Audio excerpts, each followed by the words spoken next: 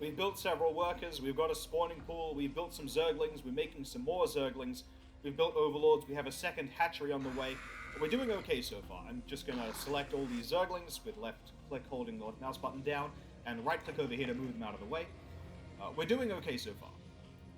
We should keep doing the things we've already been doing, keep making more workers, keep making more combat units. In the top right, we've got 16 out of 17 supply. We're going to be running out of supply soon, so let's make some more Overlords. Select the hatchery, use the select lava button, and morph to Overlord. But so far we've only been mining minerals, the first kind of resource. There are actually two resources in StarCraft. The second resource is called Vespene gas, and we don't have any gas yet. This right here is a Vespene gas geyser. This is where we get our gas from.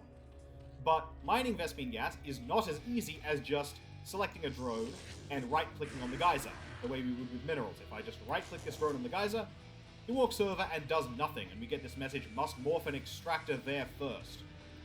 In order to harvest some gas and to build some of our more advanced combat units that cost gas, we have to build a building on top of this geyser.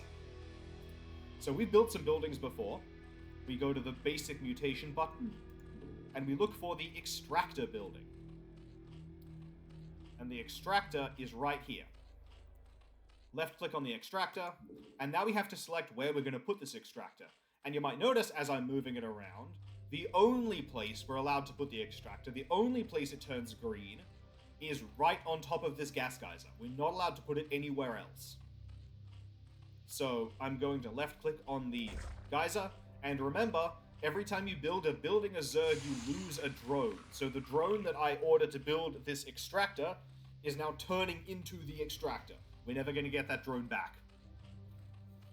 But we wait a little bit for the extractor to be finished up. While we're waiting, I'm going to select these overlords and right-click them over here to move them out of the way so they won't get in the way of the things we're doing. And let's just notice this hatchery that we started in the previous episode is finished now. We can use that to build some combat units when we want to. So our extractor is finished. Now, we need to assign some workers to mine gas from this extractor. So I'm going to select a couple of workers and right-click them on the extractor, and this time they will start mining because we've got this extractor on top of the geyser. You can't right-click workers on the geyser itself, but you can right-click them on the building that you put on top of the geyser, and they will start mining gas. If you look in the top right next to this green picture, we've got a number that's going up. That is how much Vespene gas we have available to spend. Only one drone can be inside the extractor at a time. If there's a drone inside the extractor already, then any drone that wants to harvest from the extractor has to wait outside until a drone in the extractor is done in there. So that gives us a limit to how many drones can possibly be mining gas on one extractor at a time.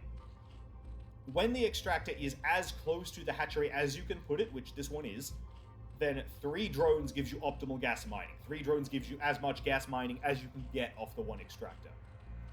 So we are getting some gas now. Let's build a more advanced combat unit that costs gas. I'm just going to select these larvae right here. Larvae are units in the game world, just like your drones, just like your Zerglings. So while you can left-click your hatchery, left-click the select larvae button to select the larvae, you can also just draw a box around them. That works too. And there's a unit here called a Hydralisk, which we're going to build. We can't build a Hydralisk yet because we need a Hydralisk den first. So let's select another drone. Here's a drone. And let's left-click on the basic mutation button and look for the Hydralisk den, which is down here. And notice the Hydralisk den costs gas. It costs 100 minerals and 50 gas. So we wouldn't have been able to build it before we started mining gas. Left-click on the Hydralisk den, and left-click somewhere on the ground. Like the spawning pool, the Hydralisk den will only be able to be placed on the creep that's being spread by our hatcheries, but we have plenty of room on the creep to put our buildings at the moment. So, we're waiting for this Hydralisk den to be finished, and once it's finished, we will be allowed to build some Hydralisks using the larvae that we have.